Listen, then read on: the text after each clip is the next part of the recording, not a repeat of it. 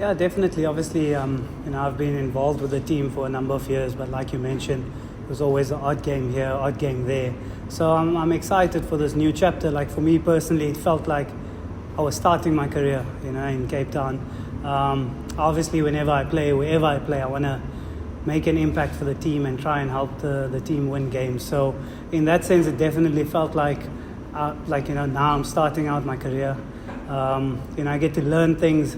I'm actually in a weird way excited to even make mistakes along the way, because then now I have time to implement on them. Previously it was like play an odd game here, the mistakes that I've made in the game, it's only like 3 months later that I can try and implement them. So it wasn't that consistency. So yeah, it was nice to get off to a good start. But yeah, I'm excited along the way. There'll be mistakes as well. But for me, this feels like the beginning.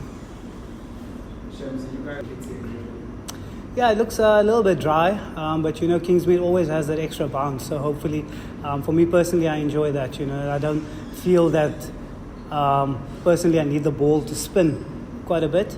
The extra bounce, I think most spinners enjoy that. So it should be interesting tomorrow. Tabraiz just watched to get your spell in as well. Yeah, it's always nice. Like as a bowler, it's a collective. So it's nice that the guys up front take wickets. It makes my job easier coming in. So it was nice to see, especially a spinner taking a wicket, like you say. And Smuts is an all-rounder. Over the years, people have seen that he's a bit of a bits and pieces bowler, but he's not that. I think he doesn't get enough credit. He's a lot better than that. Left arm wrist spinners, is much against you. Yeah, you can say that, but nowadays there's so much analysis and everything. You bowl 5 balls and then there's video footage and all of that. But yeah, it is a small club, and it's nice to be unique. Like you say, that the guys don't have enough time to practice against you and things like that. So it can work in your favor. But then again, it can be a disadvantage as well, because people don't know what you can do. So if things aren't going well, you also have a short straw to work with.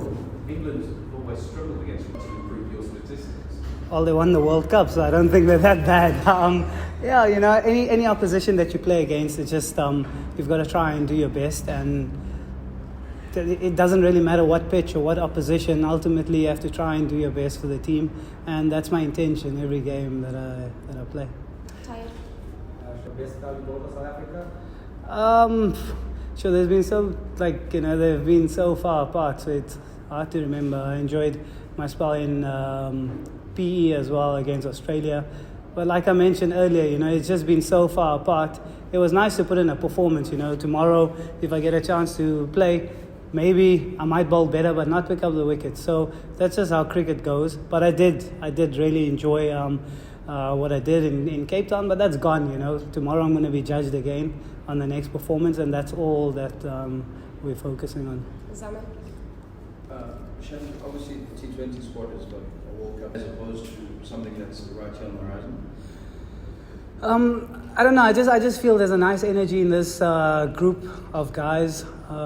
Maybe it's because the way I see it, we all basically started our careers at around about the same time. It's a lot of us around similar ages. We've eventually got to the Proteas at different stages, but we all started at the same time. So I think we also have that, like extra bond, because we all started our journeys at the same time. So that's quite nice to see that all the guys are together, and I think we have a better understanding collectively as well.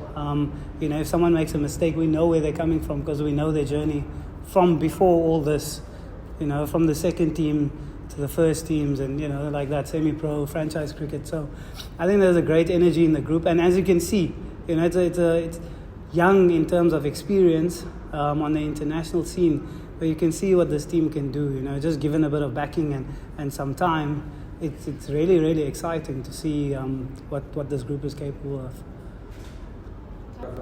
Stronger performance from them, Yeah, of course. They're the world champions. They've got unbelievable players in their squad.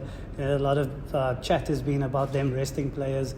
We've also rested players, and it doesn't really matter. Ultimately, it's South Africa against England, and they are the world champions. And if you look at their batting lineup, I'm a bowler. I look at the batting lineup. It's class. There's guys up to number 10, 11 that can bat. So it's you're playing against the best team in the world, and that's quite exciting, to be able to produce what we did in Cape Town. And it's even nicer that we get another opportunity to do something like that again. Can I just ask you to explain? Well, look, I spent a couple of years here in my starting of the career. Of course, you mentioned humidity, the temperature and stuff. It's like a unique weather to South Africa. You don't often get these kind of conditions, so maybe that might be an advantage for us. England might not be able to acclimatize, but those things are minimal. It's professional cricketers and world champions that I mentioned again. So I don't think it's going to be a big advantage. It just depends on whoever shows up on the day can win the game. Working with the first few days with Kuni, how was that? Kuni is very different, he doesn't speak much in terms of, he's a simple guy. I think you guys know that as well. Very few words, but you understand. Like I mentioned, this group has come a long way. Kuni and I started together. He was obviously 15 years old playing. So we have that understanding as well. Obviously, as time goes on, as you play matches, field placing, strategies and things like that, that will come with time. There'll be mistakes made, there'll be good things made. I learned a few things on the field yesterday. So I changed my approach a little bit as well. With Faf being captain, we had a certain template. With a different captain, you get different information. But I don't think much has changed because he was always the keeper. So our communication was always there. But he, like I mentioned, he's a man of a few words. When he speaks, he is clear on the instructions, and off we go. Last couple? Nah, I think I'll probably stay in my box a little bit for now. But we'll see. Hopefully a few more wickets and the celebrations might come out. Manage to close it out tomorrow? Yeah, of course. That's the aim. Every time we step onto the field, we want to win the game.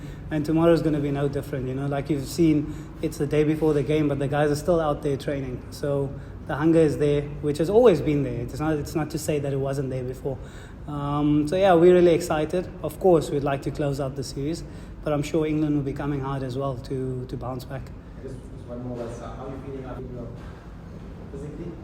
Yeah, it's been good. I never failed any running tests, but you always wanna improve. As you go along in any aspect of your game, whether it's fielding, batting, bowling, whatever it is.